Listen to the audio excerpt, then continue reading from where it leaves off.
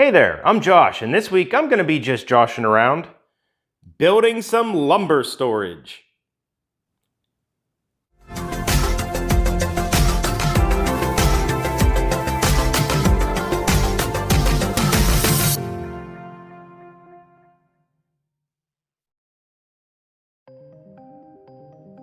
So this is the unofficial part 2 of my shop upgrade. You may remember at the end of last week's video when I mentioned that I need some lumber storage and organization. Well, here we are. Right now I'm disassembling my old shelves that were on top of my old workbench. This is because I firmly believe in using every part of the buffalo, so to speak. For this project and the last one, I tried to use as much of my existing lumber and hardware as I could, and I only bought the things that I absolutely needed. My plan for this lumber storage is to make a mobile cart, but that's not what I originally planned on making. My first thought was to build a lumber rack on my concrete wall, but I quickly decided against that for a couple of reasons. One reason being that I thought it would be way more convenient to have a lumber storage area that I could move around in my shop.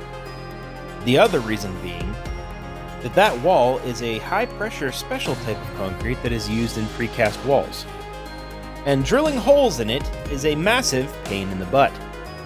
So I really didn't want to go through all the work of mounting studs on that wall.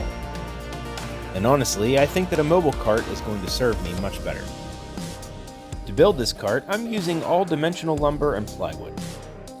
Right now, I'm cutting some 2x4s down to size to build 4 identical beams. I cut them down to 36 inches in length, doubled them up, and glued and screwed them together. The overall dimensions of this cart will see it being 3 feet wide, 8 feet long, and right around 4 feet 4 inches tall. Not counting the casters, of course. A moment ago, you saw me cut a foot-wide piece off of a full sheet of half-inch plywood. That 3-foot-wide section will serve as the base. I clamped the end beam into place and secured it using screws.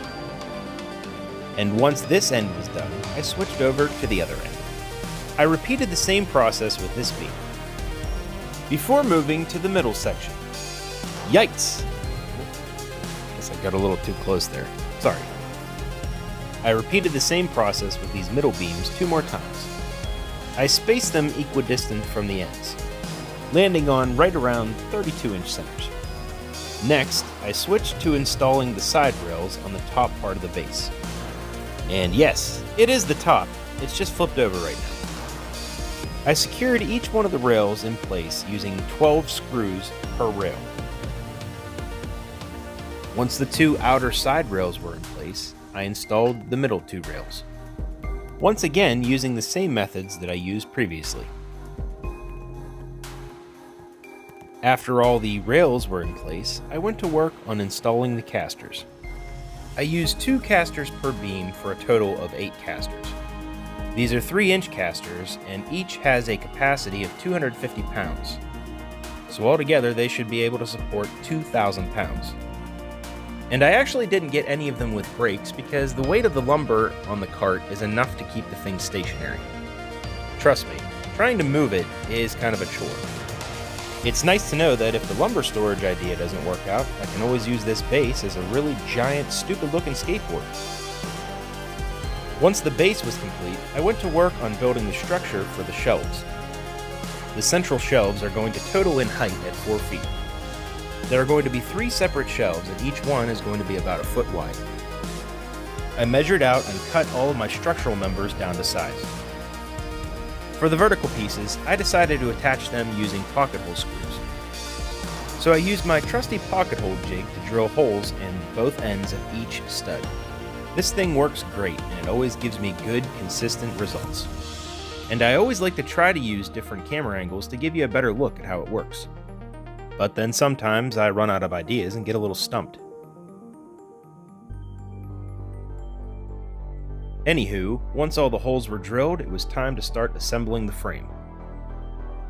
To do that, I used a clamp to hold each stud in place. Then I attached the studs using 2.5-inch pocket screws. Then I repeated the same process 7 more times. I briefly thought about using even more studs, but I quickly decided against that. The main reason being the placement of these studs. If you notice, I'm installing each stud on the central rails over top of the beams. The rails themselves will definitely help with some of the weight distribution, but I thought it would be even better to have each stud on top of those beams, maximizing the support capacity. On the tops of the vertical studs, I'm installing one 8-foot 2x4 on each side. I'm securing them in place using the same methods that I used on the bottom. You may be thinking these sides look a little bit flimsy the way they are. Well, that'll change here in a second. Once I started installing these shelving cross members, it stiffened up the frame significantly. For each cross member, I got it set just right and then clamped it and secured it into place using some screws through the face of the outer boards. Now, I could have used pocket screws for these as well, but honestly I just didn't feel like it, and I didn't have enough screws.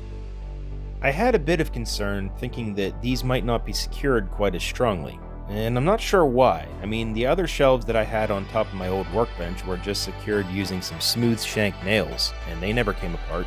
That is, until I started beating on them like they owed me money. Then they came apart just fine. But yeah, anyway, these screws will do the job. Hey, speaking of those old shelves, that's actually where this plywood came from. That's why it's full of holes on the edges. To attach the plywood in place, I'm using the same screws that I took out of the old shelves as well. Remember before when I said that I like to use every part of the buffalo? I wasn't lying. In fact, a lot of the screws and hardware that I used in the construction of this cart came from old hardware junk bins that I actually spent an entire afternoon sorting. I know I said before that I'm a bit of a hoarder, and that's probably a bad thing in a lot of ways, but not in this case. And speaking of hoarding, this OSB I'm using for the top shelf is from past projects. In fact, the only lumber that I needed to buy for this project are these 2 sheets of plywood for the sides of the shelves. They're just full sheets of 3/8 inch plywood. Oh, I'm sorry, I mean 11/32 inch plywood. I mean, really, we can't just call it 3/8? I know lumber manufacturers like to skimp on the material a bit, but I swear they do that just to encourage some entertaining conversations with some of the lumberyard employees you have to deal with. Like, really, dude, yes, 11/32 is the 3/8 I'm looking for. I'm sorry you don't know how to reduce fractions. Anyway, once I had both sheets installed, I went ahead and drilled some holes in this nice brand new plywood so that I could add some pegs to help organize the lumber. And just what are these pegs, you may ask? Well, they're 3/4 inch CPVC pipe that I had left over from when I put my house in about 9 years ago. Hoarding isn't all bad.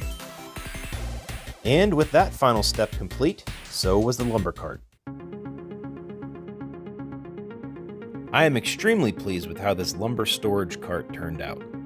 It has ample space for all of my landscaping timbers here, along with basically every larger piece of lumber that I own.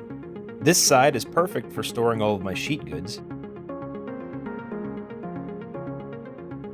The shelves are great for all the longer dimensional sorts of boards.